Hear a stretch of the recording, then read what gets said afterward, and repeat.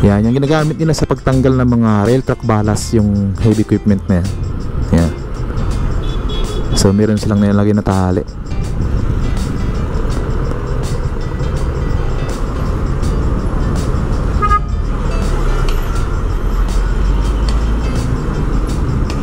Last na daan natin dito, wala pa to mga butas to.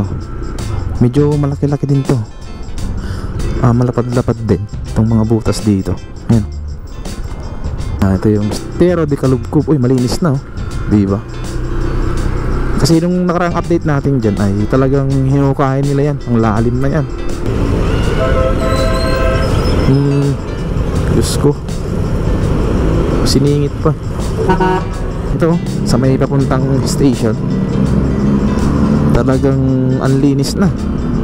Ayan. Malapit na rin tanggalan yan ng riles, sigurado.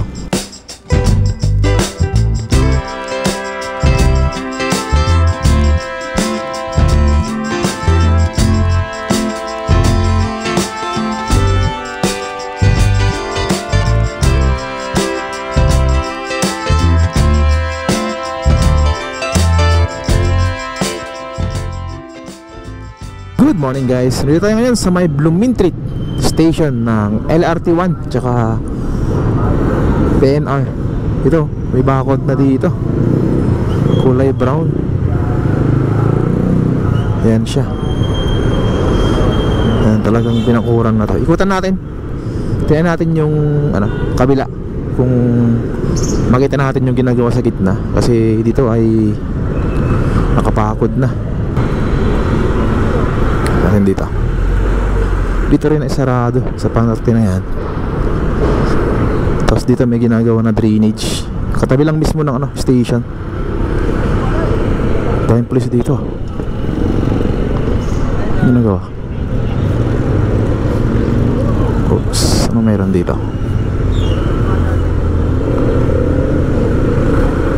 Ayan, dito sa may Leonor Rivera Street. Ikot lang tayo.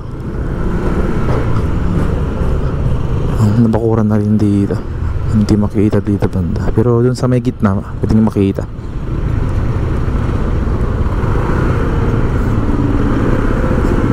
Yan, dito yung bakod niya. Itong kulay brown na galba. Yan siya, sa may gitna. Ito yun natin. Yan yung mga bakal niya. Yung ibang mga release niya ay natanggal na. Pero yung ito sa may parte dito ay wala pa. Tsaka yung rail track ballast niya, yan nakalutang na. Kitang kita na. Yan, binakuran na rin kasi ito. Yan ito. Ito yung mga rail track ballast. Yan, kamada dyan. Hindi ko lang sure kung yan yung luma na rail track ballast nya o yan na yung papalit nilang bago after nung paglagay ng mga poste. Yan, parang may mga bagong dito, release ito. Oo nga, bago yata na release tong mga to. Tapos yung nandun sa may gitna, yun sa may ilalim ng connector road, yan yung luma. Mga lumang release o rail track. So ginagawa nila pala, tanggal yung luma, and then itong bagong release ay ito yung parang pinaka-rehab nya. Kasi itong release ng PNR ay magagamit pa rin to para sa mga cargos tsaka commuters. Yun. Siguro mas mura tong pamasahe dito sa baba kaysa dun sa gawin nilang NSCR na elevated, kasi yun yung bago. Yan, nandyan yung ibang mga rail track ballast nya. So ang maganda dito ay talagang nagpo-focus na sila sa mga station kasi ito ay sarado na. Yan, yung ginagamit nila sa pagtanggal ng mga rail track ballast, yung heavy equipment na yan. Yan. So meron silang nilalagay na tali. Ito naman yung pag-angat ng mga lumang release.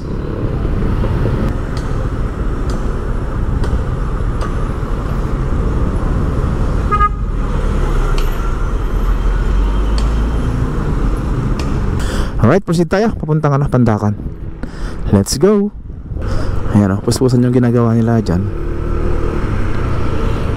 Tuloy-tuloy yung trabaho dyan. Ayan o, pupunta tayo sa may bandang Dimasalang. At ito yung ginagawa nila. Talagang tuloy-tuloy.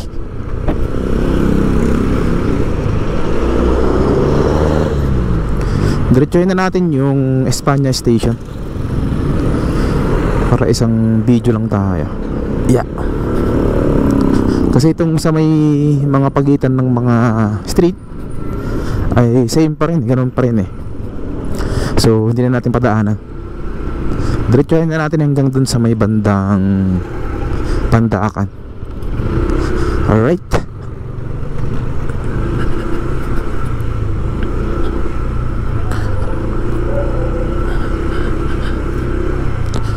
Yan, may mga dito, butas na. Last na daan natin dito, wala pa to mga butas to. Medyo malaki-laki din to. Malapad-lapad din tong mga butas dito. Yan.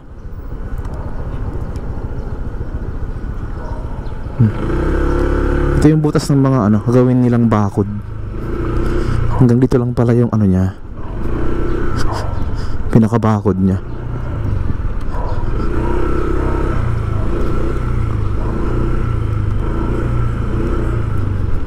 Tayo natin kung makadaan na naman tayo dito. Tapos may ginagawa dito, soil testing.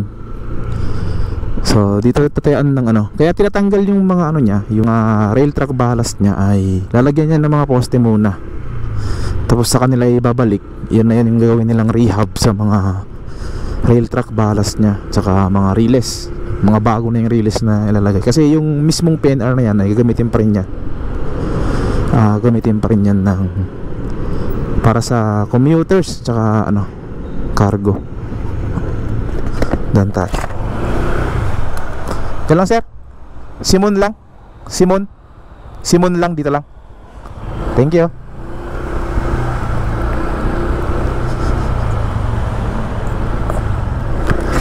Simon Street.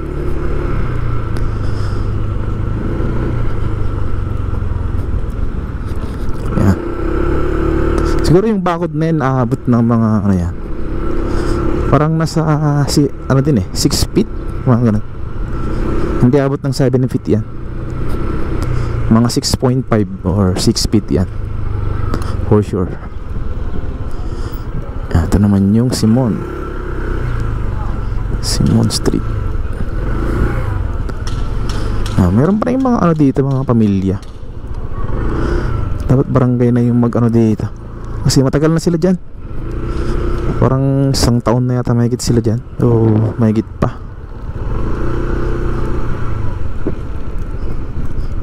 Yan, dito tayo sa may right of way ng NSCR. Diretso na natin hanggang dun sa may Espanya. Yan, dito sa may Algeciras.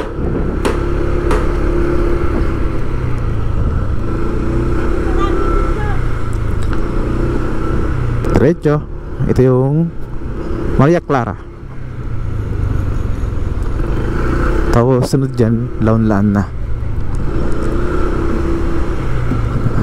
Diretso.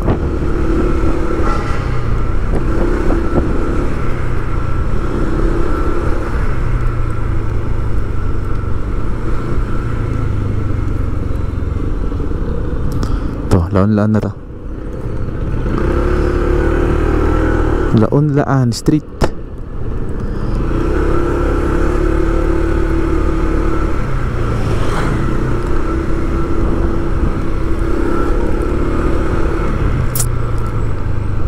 Ito na yung station ng Laon-Laan PNR. Diyan sa may likod natin. May bakod dito eh. Di ko lang alam kung saan to. Right of way yan ng NSCR. Di ko lang alam kung private yan. May bakod naman.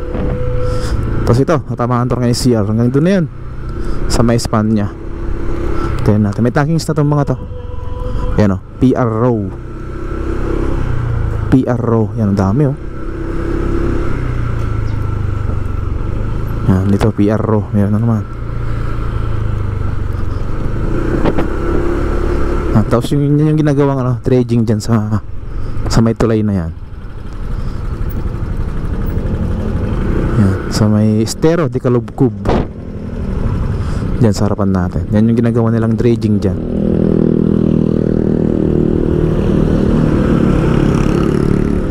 Yan, sarado ang daanan. Kaya tayo.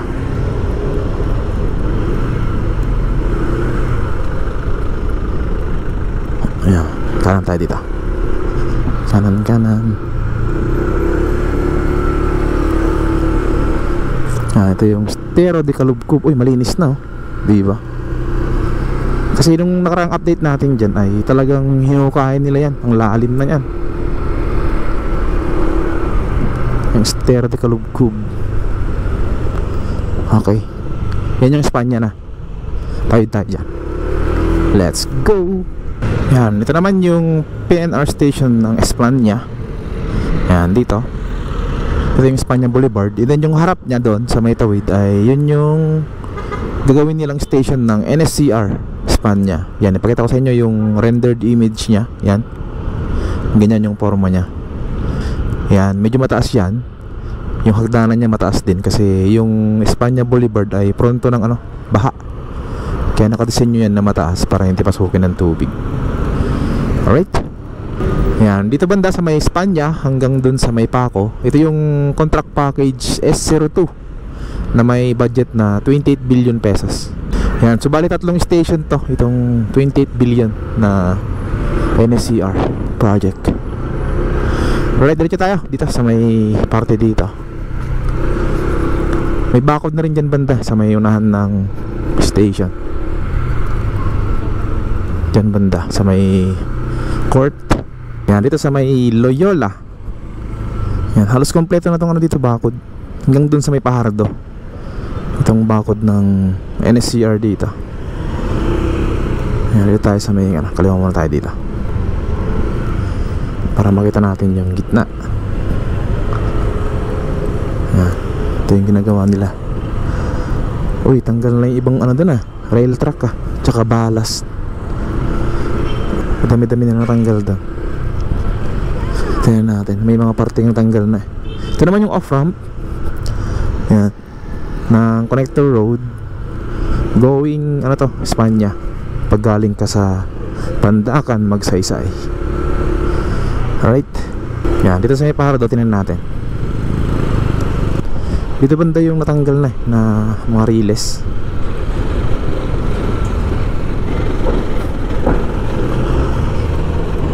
O, diba? Natanggal na dito ito. Sa bandang kaliwa. Dito tayo.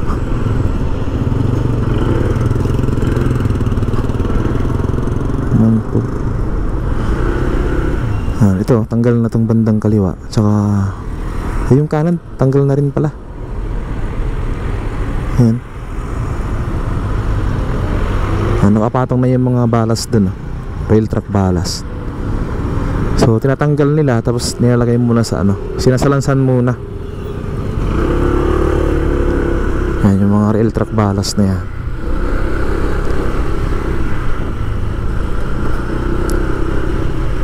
Yan, nakalutang na o nakalabas na lahat ng ano, ballast dyan.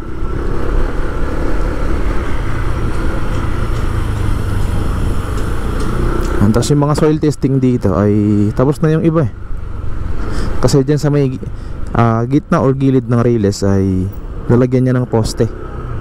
Kasi ano yan, elevated yung gagawin nilang NSCR. Kahit bumagyo, ganyan, hindi naabutin ng tubig yung rail track niya.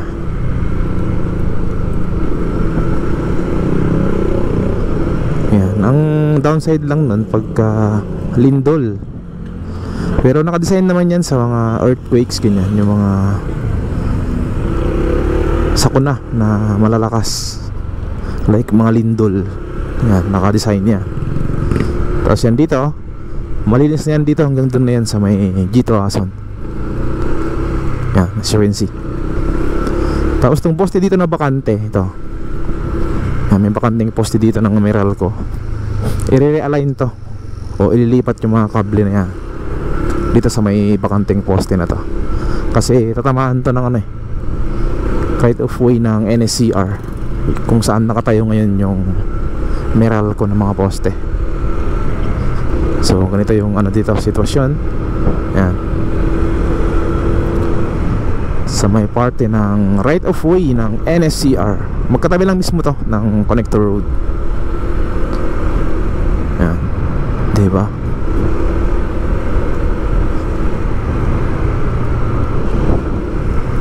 Mag-start na rin to dito banda, itong bandang contract package S02, itong tatlong station.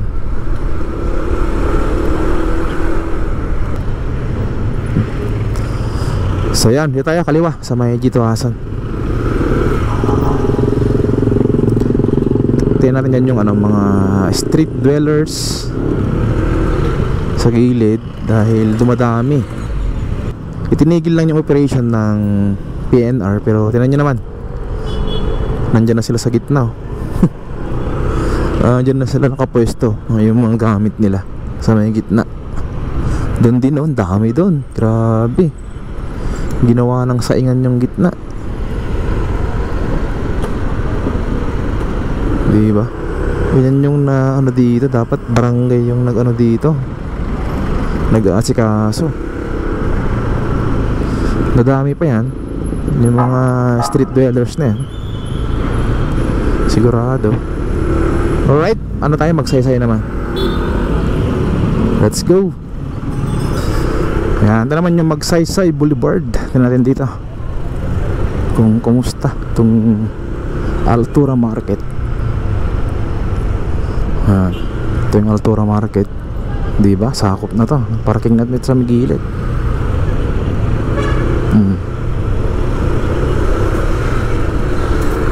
Dapat ganito kalinis sana itong gilid para hindi naman sobrang traffic dito.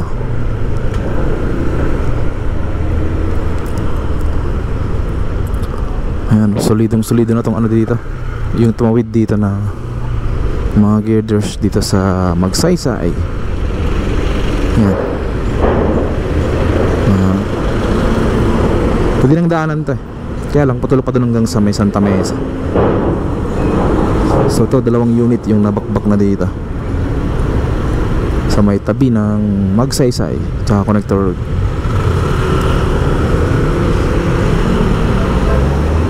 Check natin dun sa may ano, Paltok Street, yung ginagawang ano dun, drainage. Oh, laki nito. Diyos ko, siningit pa. Laki-laki niya, hindi ka natakot. Ang lit-lit ng sakyan mo eh. Singit tayo. Ito yung right of way ng NSCR, itong bahay na luma dito. Ayan, uy, nandun na sila oh. Yung ginagawa na dito, drainage, yung paghuhukay dito na ginagawa nila.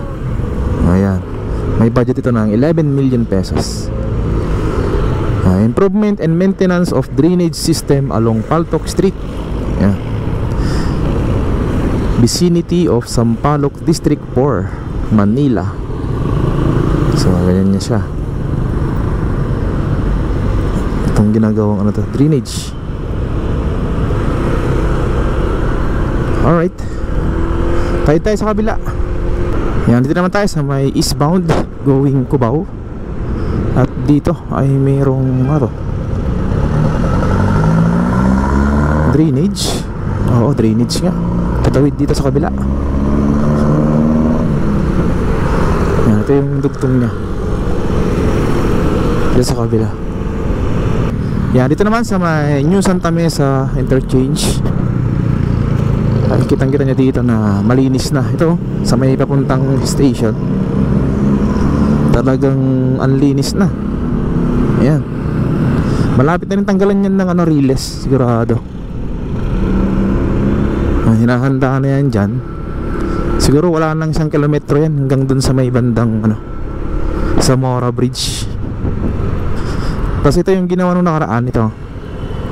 Yan, ito yung nire-rebar yung last update natin. Pero ngayon tapos na, di ba? Mataas din yan, siguro nasa 5 to 6 feet din yung bakod na yan. Kabilaan yan. Tapos sa may gitna niya ay merong mga halaman. Yan, may mga lupa dyan na nilagay. So hopefully magkabulaklak yung mga halaman dyan para maaliwalas tingnan. Alright, tayo tayo sa may bandang Paco Santa Mesa Road. Let's go. Dito magkaroon ng off-ramp tsaka on-ramp. Yan, galing dyan sa may ginagawa nilang section 2A. Dito banda yung partes ng connector road dito. Kasi dyan na magsasanga o magdudugtong sa parte na yan, malapit sa may tulay. Yan, magkaroon dito ng interchange. Yan, on-ramp tsaka off-ramp sa parte na to. Yan, papunta dun sa may likod natin. Yun. Tapos ito yung connector road na ginagawa dito. So ito yung right of way nya. Maluwag-luwag yan. At sa bandang kaliwa ay kanan doon sa may unahan, sa may poste ng NGCP. Diyan naman yung right of way ng NSCR na kasalukuyan ngayon na nagtigil operation na dahil umpisahan na tong phase 3 from Tutuban hanggang Alabang. Yan yung ginagawa nila ngayon. Inumpisahan na yung patanggal ng mga rails o rail track ng PNR. And then yung rail track na yan, ibabalik din yun pagkatapos ng mga poste na ilalagay nila. Right? Ito yung underpass dito, wala na yan. Sinaraduhan na. Ito naman yung double decker dito. Ang taas nito. Oh, di ba? Tuyo na rin ng niya, yung puring niya. Dalawa na yung girders niya. Ito naman, malapit-lapit na rin to matapos yung pinakababaw. Dito, salamat sa mga magigiting na mga trabahador dito sa ginagawa nilang connector road. Kahit mainit ay talagang puspusan yung ginagawa dito. Ayan, sobrang init po ngayon ng panahon. I-check lang natin sa may unahan konti kung mayroong pagbabago dyan.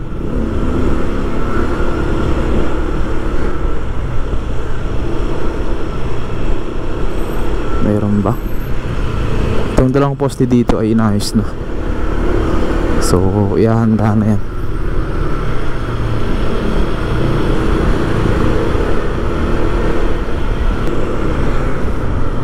Ayun, wala naman dito mga pagbabago na o mga nangyayaring demolition para sa right of way ng section 2A. Wala pa naman. So ayun, maraming salamat sa pagsama sa akin. Dito natapusin itong video natin. Ingat tayo lagi mga kaibigan, and God bless po sa ating lahat.